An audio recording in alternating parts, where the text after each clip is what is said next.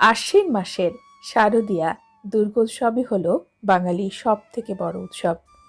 এই উৎসবের জন্য আমরা সারা বছর অপেক্ষা করি।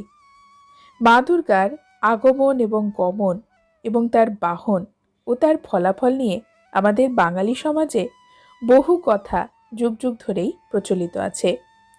মা দুর্গা তার পুত্র কন্যাদের নিয়ে নিজস্ব বাহনে আসলেও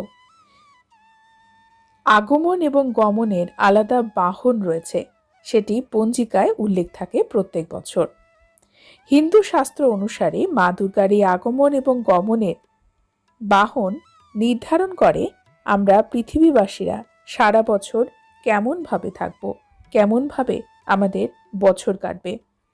প্রতি বছর দুর্গার আগমন এবং প্রস্থান সাধারণত একই বাহনে কিন্তু হয় না। যদিও কোনো বছর হয়, তা কিন্তু খুবই অশুভ ইঙ্গিত নিয়ে আসে।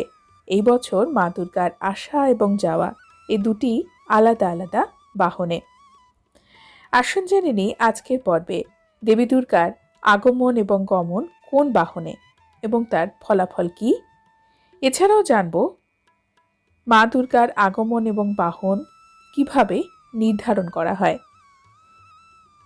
পঞ্জিকা বলছে দুর্গাপুজোর সপ্তমীতে দেবীর আগমন হয় এবং গমন হয় দশমীতে।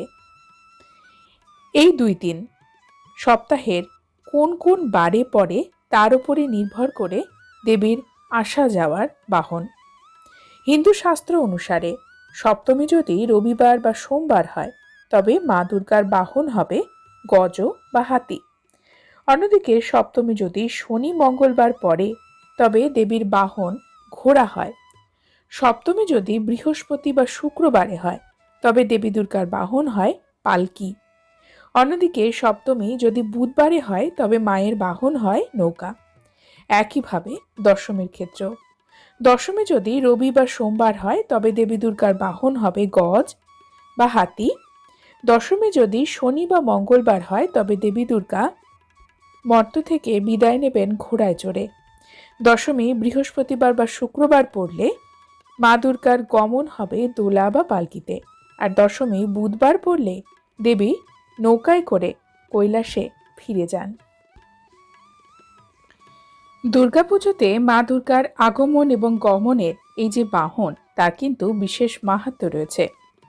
দেবী দুর্গা বলা হয় যদি ঘোড়ায় চড়ে আসেন এবং বিদায় নেন, তবে তার ফল হয় ছত্রভঙ্গ, অর্থাৎ সামাজিক ক্ষেত্রে, রাজনৈতিক ক্ষেত্রে, সামরিক ক্ষেত্রে অস্থিরতা বাড়ে। রাজায় রাজায় বা দেশে দেশে যুদ্ধ হয়ে থাকে। সামাজিক রাজনৈতিক ধ্বংস বা অস্থিরতা বিরাজ করে, তাই বলা হয় ছত্রভঙ্গ। দেবী আসা এবং যাওয়া যদি নৌকায় হয়, ফল হলো প্রবল বন্যা, খরা। নৌকা আবার মনস্কামনা পূর্ণ হওয়ারও সূচনা দেয়। ধরিত্রী হয়ে ওঠে শস্য শ্যামলা। সেই সঙ্গে অতিবর্ষণ বা প্লাবনের একটি আশঙ্কা আমরা দেখতে পাই।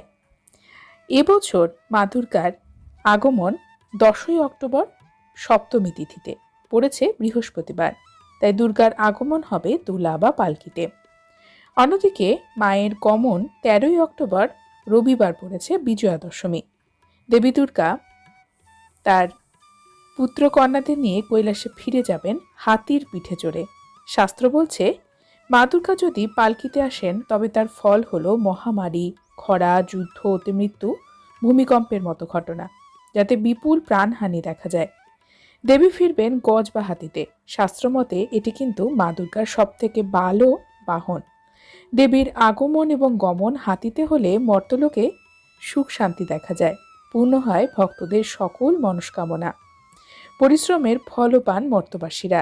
অতিবৃষ্টি বা অনাবৃষ্টি নয়, ঠিক যতটা প্রয়োজন ততটাই বৃষ্টি হয়ে থাকে। বন্ধুরা, আজকের পর্ব এই পর্যন্তই। পরবর্তী পর্বে নতুন একটি বিষয় নিয়ে আপনাদের সঙ্গে কথা হবে। ততক্ষণ সকলে সুস্থ থাকুন, ভালো থাকুন, আর পুরো ভিডিওটি দেখার জন্য আপনাদের অসংখ্য অসংখ্য ধন্যবাদ।